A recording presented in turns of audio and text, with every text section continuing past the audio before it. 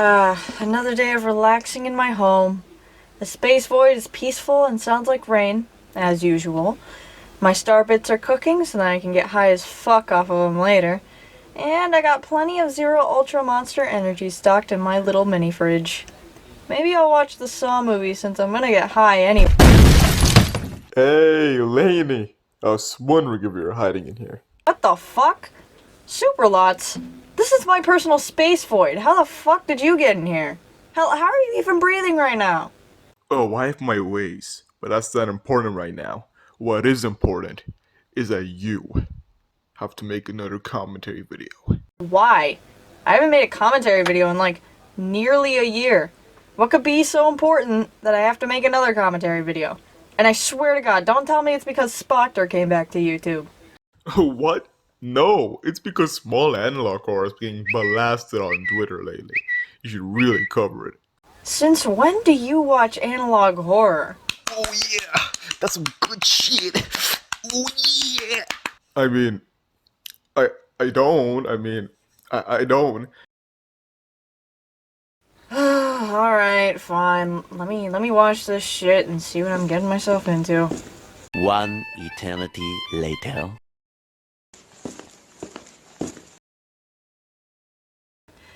I have lost all will and reason to live.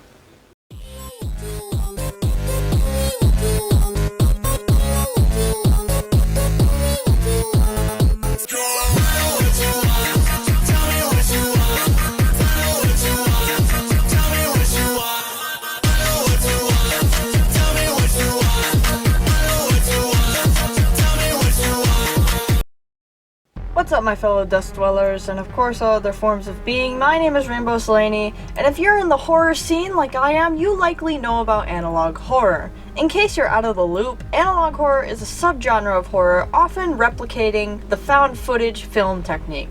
Something you'd see in media such as the Blair Witch Project. Except in this case, it's usually not a movie, most of the time it's more of an episodic horror. Ones I can think of off the top of my head are the Walton Files, Dreams of an Insomniac, the Mandela Catalog, and even to an extent you could also count Ben Drowned, the creepypasta in here. Analog horror started gaining popularity during the early to mid 2010s with the rise of YouTube and people realizing, hey, I could totally make something spooky with my dope editing skills. And I do want to say that no matter what I say or do in this video, my intent here today is not to bash on someone's art. What I'm doing here today is simply throwing my opinion and criticism out there, and what I want to happen is for my words to improve someone's work, not destroy or belittle that work most of the time. And boy do I have a lot to say, because today I will be taking a look at one of the most infamous analog horror series I've ever watched, Urban Spook. Read, nigga, read! Urban Spook is an ongoing analog horror series that I recently came across through Twitter controversies. Yeah, I know, shocking. I'm not gonna touch on the controversy just yet, I'll discuss it when we get done actually watching this shitfest. Urban Spook's channel was created on August 28th, 2022, so a little over a year ago, and near my birthday, sadly. This series is fairly recent, and as of right now is still ongoing, as I said before. Before we actually get into this though, and I'm aware I already put a disclaimer in the intro, but this video is going to deal with a lot of heavy topics. Content warnings include themes of hair and sexual violence, both including adults and those under the age of consent, drug use, and body horror. If any of this makes you uncomfortable and you don't feel like listening or watching such topics, I completely understand. I'd advise you to click off the video and take care of yourself. Hopefully I'll see you watching another video of mine that's more suited and comfortable for you. I also have timestamps for you in case you want to skip if you do end up sticking around and it gets too overwhelmingly heavy for you. Because, boy oh boy, this analog horror series does get very, very heavy, so again, fair warning. I look out for my fan base, so fear not, whether you're a dust dweller or not, Mama Rainbow's got you covered. With that being said, let's dive right into Urban Spook.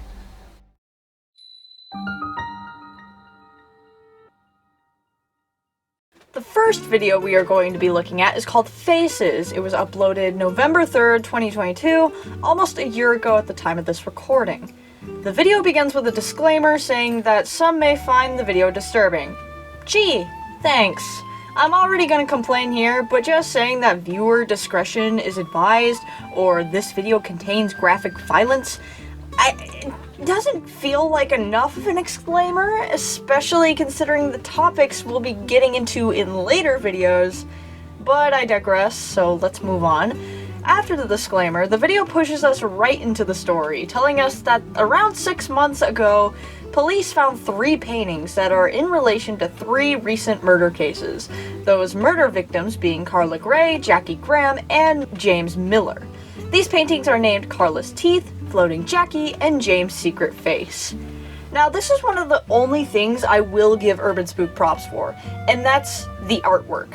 The art of Urban Spook is actually really interesting and gives you a genuine feeling of dread and horror, which I really like, and it's a very unique concept as well. The video continues, telling that police discovered several more paintings 2 months later, but the titles of said paintings couldn't be connected to any case at the time. These paintings include Wax Doll Tom, Lisa's Secret Face, Hanging Jimmy, Fuck Toy Corey, Daniel After the Fire, Jennifer's Last Stare, and Scream Maggie Scream. The police go public with these paintings in hope of potentially saving the presumably soon-to-be victims, only to receive 3 photos in the mail, them being depictions of the first 3 victims mentioned. Once shown, the video gives us a number to call in case anyone knows anything about these paintings or the photos. It then gives us one final painting that the police had found 2 days ago, titled Self-Portrait. Then it remains on the screen for a few seconds before the video ends.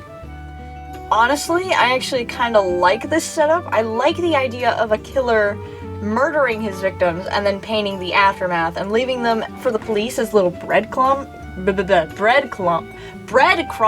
Fuck! It plays out as a mystery, and I love a mystery when it's done right. Overall, this video gets 6.5 out of 10 for me, since it's just a little too bland for my taste. But I can get behind that since it's the beginning of the series.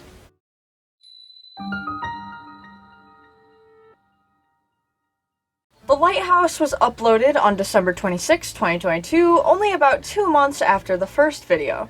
This one starts out with informing us that 4 weeks ago, Bill Collins, not in relation with the actor Bill Collins, this one is a police officer, went missing along with his wife and his 2 daughters after discovering the self-portrait painting in his home without explanation. When police went searching for him in his home, they found one of his daughters, a 2-month-old, hanging by the neck in the ceiling of their attic. What a lovely sight.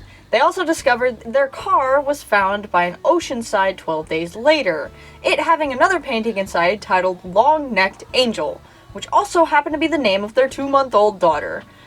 They then search a lighthouse that hadn't been used in several years since it was close to the abandoned car.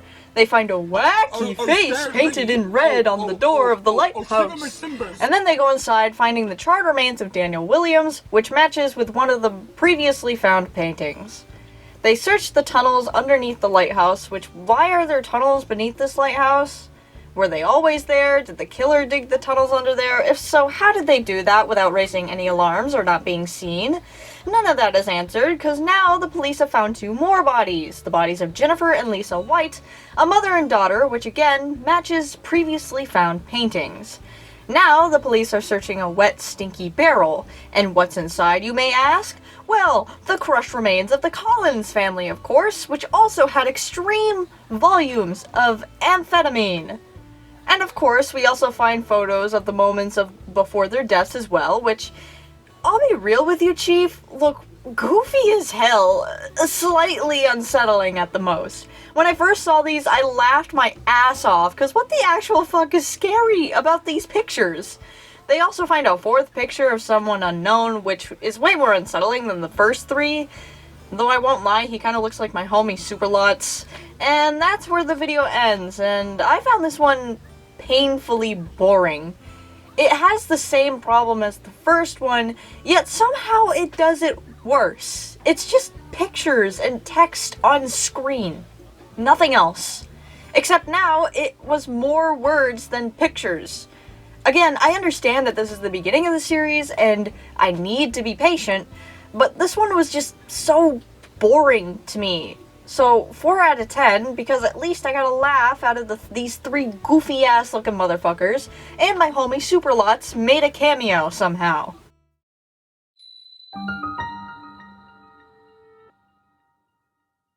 In the Walls was uploaded on January 9th, 2023. This video begins with no disclaimer, funnily enough. It's even worse considering this is one of the most disgusting videos of all the Urban Spook videos. And you didn't put a disclaimer on this one? So we're basically told that 11-year-old twins Margaret and Corey Beck went missing. And can I point out that the picture they used for Margaret does not look like an 11-year-old? The picture they used make her look like a teenager, especially compared to Corey, who on the opposite end looks like he's only around 6 or 7, 8 at the most. That's just me though. I mean, I've been told I look like an 8th grader when I'm actually 18 in their junior year. However, their bodies were discovered inside an abandoned factory, but they only locate the lower body of Corey and the upper body of Margaret. This is because those parts of their bodies were sewn together. I think with the painting we've seen of Corey in the first part and the title of the painting, we can put together what happened here with context clues. But Urban Spook failed to realize that this conclusion makes me sick to my stomach and portrays this in an absolutely disrespectful way. We're also told that Margaret's neck and jaw had been broken and a brick inside her throat was found with the word meat written on it. Really? I beg your pardon? Seriously? I have never been this close to punching my computer monitor before, and I play Overwatch 2. And just to rub salt in the wound, just to season the wound a little bit, Corey's genitals were pulled off as well. This does not make the situation any better. Then the tone shifts. The police explain that Corey had a picture of a face on his video camera because he dared to go inside this cabin or something. I don't fucking know. This whole part is kind of pointless because I feel like it doesn't really add anything to what the fuck was just explained to us a minute ago. Hey, post-editing Lainey here. Quick editor's note, I forgot to express the fact that, the pacing in this series, in this video in particular, is really, really bad. Like, I forgot to express it because I didn't put it in my script, and it was only after I watched the whole thing for, like, the 3rd time that I realized, hey, the pacing is actually really fucking bad, too. And I think that's another big reason why I just don't like the painter in general. It's not my thing. The pacing's bad. The pacing's just bad. Moving on. I mean, it could add as a reason why Corey and Margaret were targeted, but it's still just a nothing burger. And that's literally the end of this one. They just end it like that. As you see, this one leaves a really bad taste in my mouth. They treat this situation so poorly, it isn't even funny.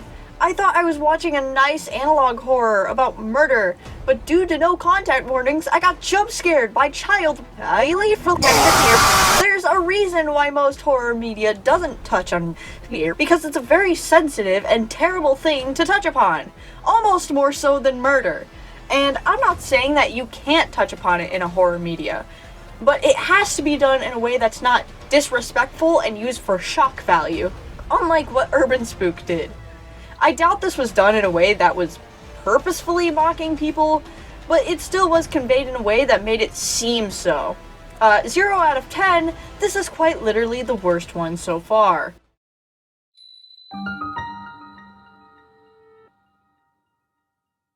The Clue was uploaded on January 27, 2023, not even a month after In the Walls was posted. We're immediately told that a private investigator by the name of Sean Kane has been helping the police in their investigation of the paintings, and he was actually doing a pretty good job before he disappeared, that is. The last body he found was the body of Tom Harris, who is the victim seen in the Wax Doll Tom painting. According to what we know, the killer of Tom climbed up the drain pipe to enter his apartment. The police find a pile of hardened wax. Tom's body was found in it. We already knew this, so I'm not gonna go over it too much. The only real notable thing they found was a third arm inside the wax, and they don't even know who that belongs to. Going back to the investigator, he's missing now. Police go over to his house, and they find that his dog's legs has been broken, but still alive. Thank the fucking Lord. I kinda hate when horror media hurt dogs and cats. At least with most humans, aside from children, they're pretty terrible. We as a species can be awful, even despicable pieces of shit. But animals like dogs, cats, hamsters, anything that are domesticated are innocent creatures who just want to see their owner happy and be loved. So it makes me sad when I see animals like that hurt. So anyways, the police follow the blood trail into his room that was in his house. They find that there's the number 2 written on the door in his own blood. Whoa, spooky! And then they find another painting titled The Man in the Pipes, which I also find strangely hilarious. He looks like those terrible puppets from low-quality morning access kid shows, like shit like Peppermint Park. I'm sure somebody out there finds this unsettling, but for real, this is the kind of guy I would smoke a joint with.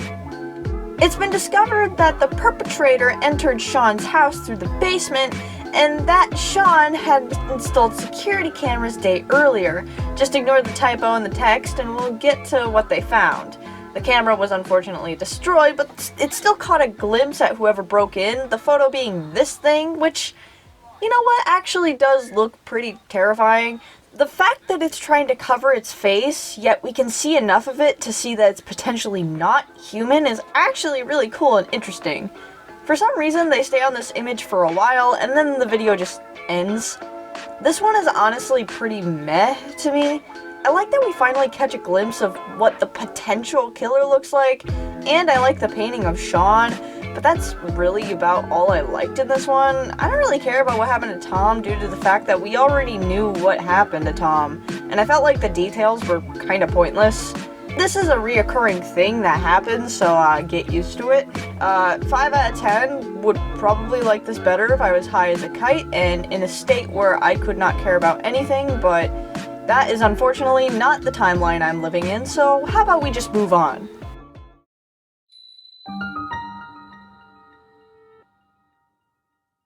Witness was uploaded on February 24th, 2022. This one starts off with us being told that a young woman named Tina Rosenberg, along with her boyfriend and younger sister, were reported missing, and that they left because Tina's boyfriend wanted to take her on a road trip for her 20th birthday.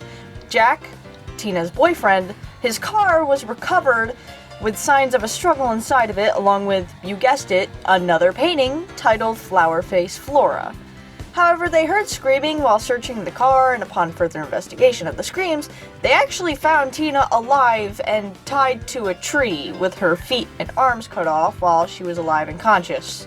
Police also located the corpse of Flora with her head being smashed in. Oh no! Anyways, Tina told the police that the murderer was still around. Police found nothing, but then they found another painting when they returned to the abandoned car, this one being titled Long Jack. They're really running out of names for these goddamn paintings. Then Tina tells her story, basically telling us what we already figured. She woke up, Jack was gone, she was tied to a tree, but she gives a key detail that she was injected with something. She could hear her sister screaming as she died, blah blah blah, you get the picture. She then described the killer to have looked like this, who looks like a homeless lady addicted to and that's basically where it ends. This one was fine, I guess. It was definitely a step up from the last one, and I'll give it a 5.5 out of 10. Maybe it's just me already getting sick of this format, but to be honest, I really don't care. These are literally just tapes describing deaths. That's it. There's rarely any substance, no reason, and though we're slowly finding out who may be behind everything, it drags on for so long. It's almost exhausting how slow it goes on for. Thankfully, we only have 3 videos left, so let's just try and go on for a little longer, shall we?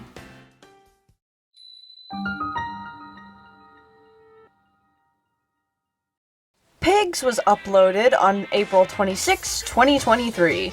We're told that a former police officer and his wife were recently reported missing, the two of them being Ian and May Ford. The police went to their barn to go investigate, only to find a foul smell coming from said barn. Gee, I wonder what that could be. They found the corpse of May Ford, who was handcuffed to a pole inside of a stall, but her hands had been ripped off. Tests showed she died from internal bleeding. I wonder why. Although in her stall was a dead horse who had died from a heart failure due to sildenafil overdose. Are you fucking kidding me? In case you're out of the loop, sildenafil is a drug to help with erectile dysfunction and helps you last longer in the bedroom. So what I'm getting at here is that they're implying that May died from internal bleeding due to getting mounted by a horse. Excuse me, I think I'm gonna throw up. This does not scare me. This does not creep me out. All this does is make me want to actively hurt myself by hitting my head against a wall. And puke my guts out as well, because this is gross.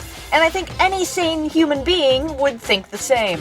Moving on from that awfulness, police also found a mattress that implied someone was sleeping on it, whether it was or without the knowledge of Ian and May. They then found the decapitated head of Ford's granddaughter. Cool! Police keep looking around and go into another stall in the barn where they find several faces nailed to a wall, some belonging to previous victims, and also a bunch of decapitated pig corpses. They then finally find an abnormally large pig that had its belly stitched shut. Opening it up, they find the corpse of Ian Ford. They then go inside the tack room and find their granddaughter's body, along with more paintings. The titles are Breeding Mount May. God damn it, I'm actually gonna fucking throw up. Oh my god. Continuing on, we have Wet Skin George, The Jigsaw Baby, Ian the Pig, Blowhole Isabel, Hyde and Zeke, Four Holes Fiona, Breathless Janice, Fleshhead Fred, Tina the Witness, and Observing Paul. Then it gives us a number on the screen, which I'm guessing is bait for someone to call it. Either that or has a bigger meaning, but I could care less about what it means. I just want this shit show to be over. Then the tape continues, telling us that the police also found a heavily damaged tape.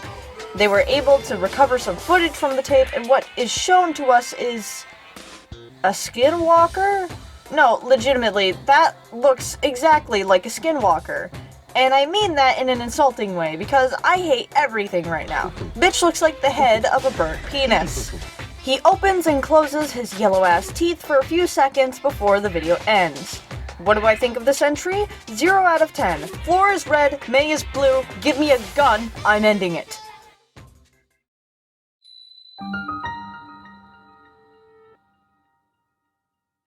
Fucking Christ, we only have 2 more to go. I can get through this torture a little longer. Family was uploaded on June 30th, 2023. It starts out with yet another victim being discovered, a school teacher named Isabel Jackson. She called 911 while she was being attacked, but provided a different address from the one she was residing at, which also ended up becoming a crime scene.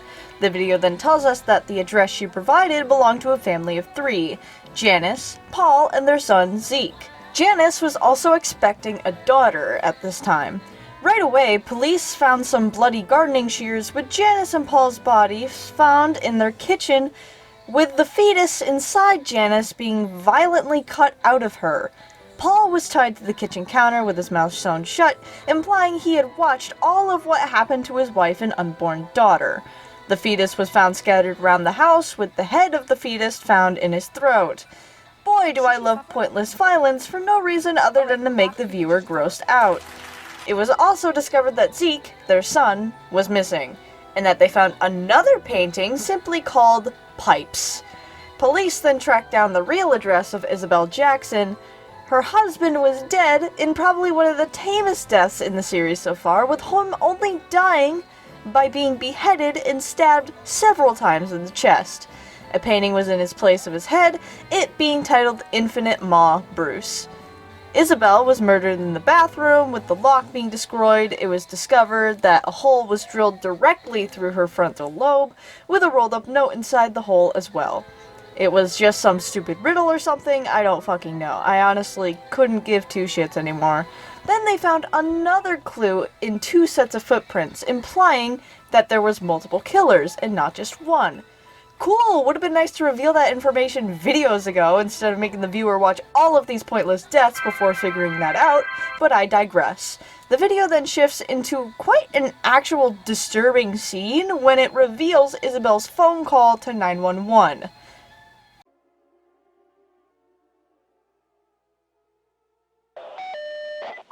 What's your emergency? Okay, ma'am, what's the address? They killed my husband. Oh, okay, the police are on their way.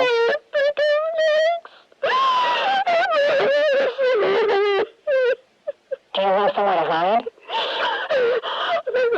I locked myself in the bathroom. Okay, good. Are you able, do you know they're there? Yes, please. Okay, ma'am, the police are on their way. I need you to stay calm for me, okay? What's your name? Isabel Jackson. Okay, Isabel, do you have anything to defend yourself with? The what? Isabel, do you have anything to defend yourself with?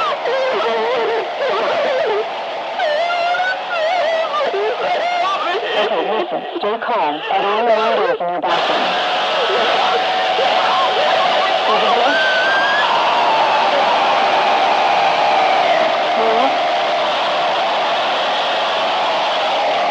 Hello? Isabel? Like, this is genuinely disturbing. Good job, Urban Spook, you actually did something right! And that's where this video ends. This one I actually thought was pretty good. I was impressed. Yeah, I wasn't fond of the first part of the video, but once we got into Isabel's case and actually got to hear what happened, that actually made my heart race. It still doesn't explain the motives of the killer, of course, and doesn't really give us any story significance other than it being revealed to us that there's more than one killer. But other than that, this one was actually solid. I also really like the soundtrack in this video, surprisingly. I'll give it an 8 out of 10 for now. Now, how about we finally move on to the last video of this series so far.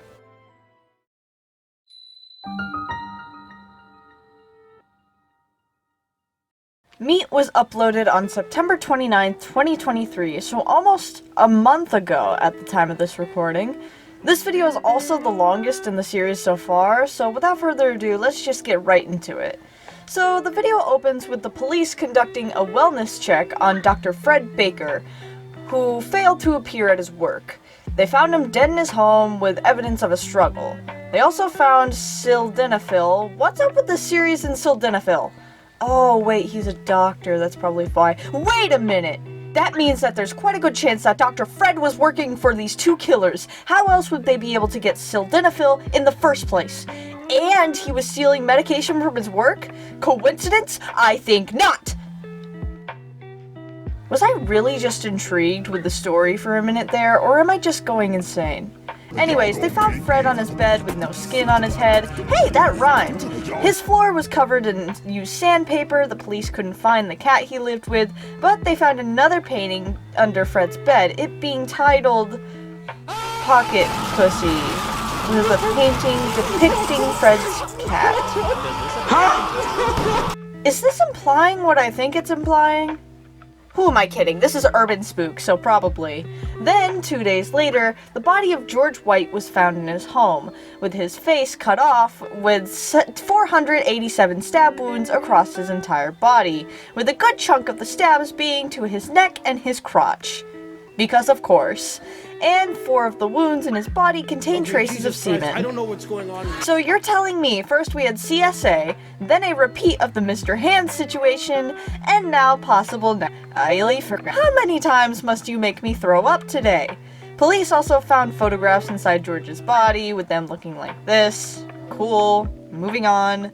They then put the damn number on the screen once again before cutting to a complete other case where Sarah Stone and her husband Michael were abducted from their home. However, their home had a security camera, so we're able to see a bit of what happened, which, once again, is actually disturbing.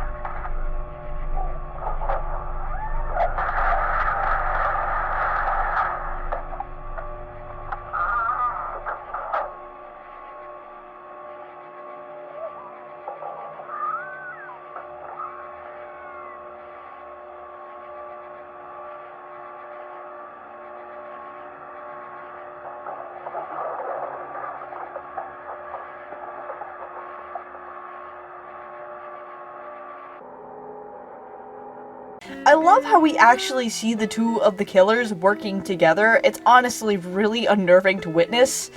Now, this is where the video of the ongoing series comes to an end for now. And what do I think of it? It's honestly pretty bad.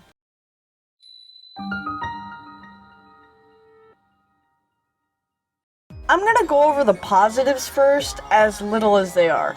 I do like this concept of a killer or killers on the loose, killing victims and documenting their kills via paintings, possibly taunting the police.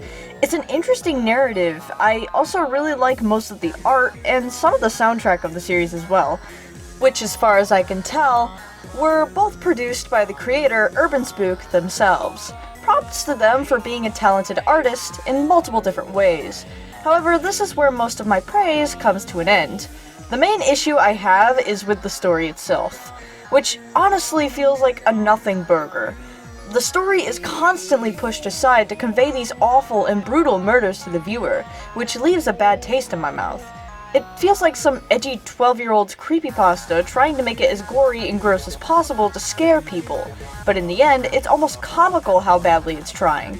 It gets infuriating when you involve children, animals, and aliens into the mix as well. While yes, this does sadly happen in real life more often than people realize, but even then, you have to approach these situations in a respectful way.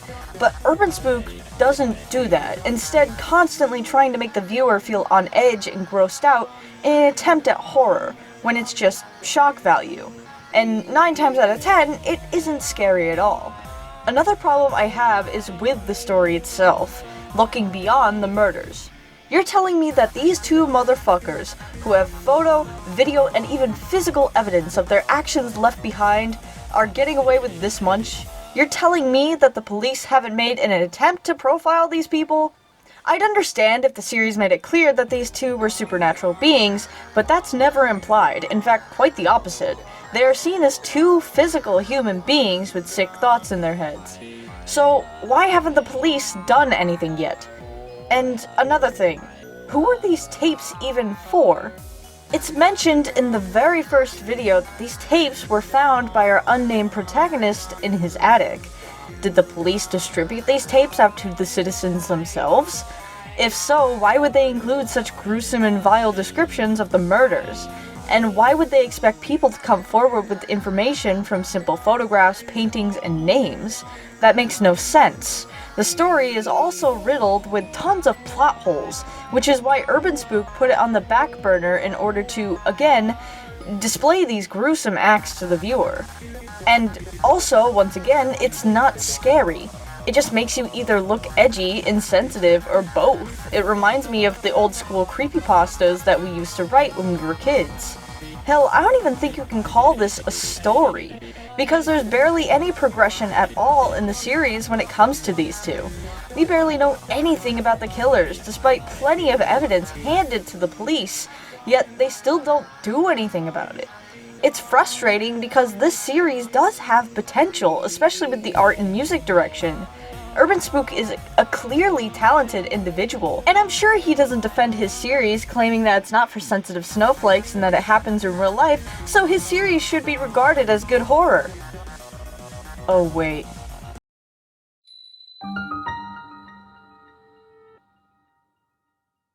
Yeah, so Urban Spook himself has gotten into some pretty hot water on Twitter, because instead of taking other people's criticism respectfully and understanding their views, he proceeded to call people autistic furries. His words, not mine. This all started with the post where someone asked what some analog/digital horror opinions will get you, like how Patrick is here.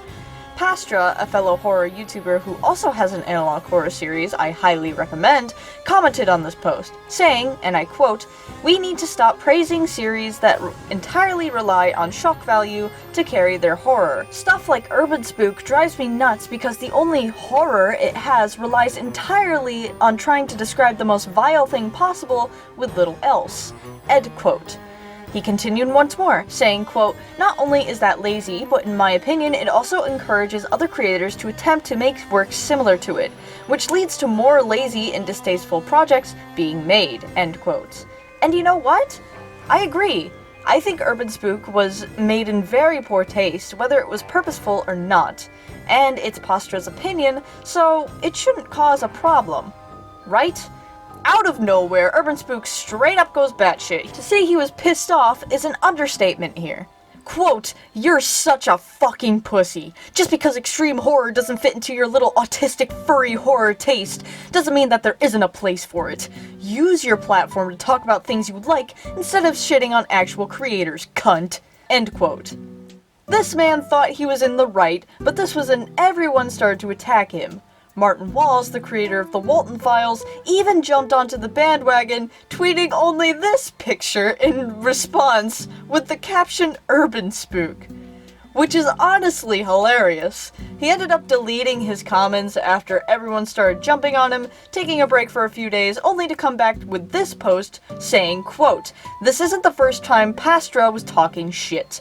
I can take criticism when it's fair, but seeing people call the series nothing but shock value for months, when there's obviously a lot more work put into it, kinda gets to me. I'll be an asshole to assholes." End quote. I don't know, man. Seems like you're just mad at someone's opinion. Like, you didn't even have to have this bad of an outburst, dude. I don't get this mad when somebody doesn't like my videos. It's their opinion, and we both move on with our lives.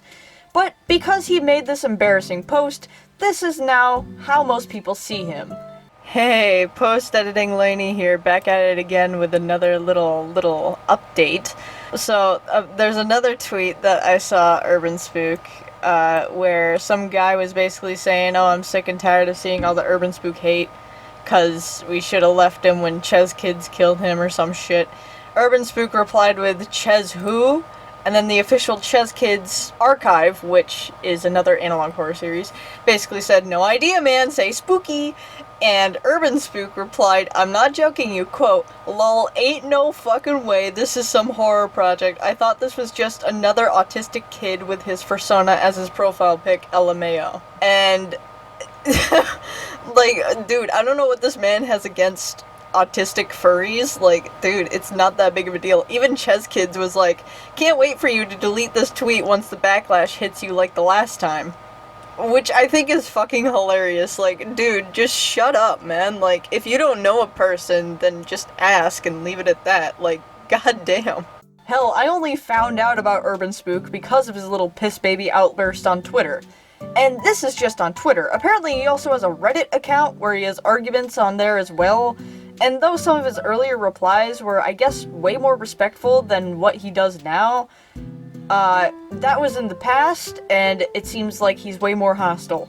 Overall, I want to believe that the series will get better as time goes on, but considering the series has been going on for almost a year now with no significant improvements to the story, aside from the last two videos that I discussed, I've lost almost all of my hope for it.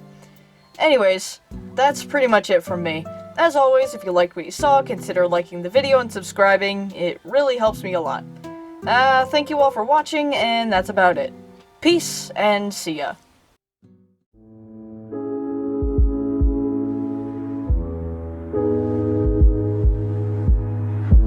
And do you wonder it happened so fast?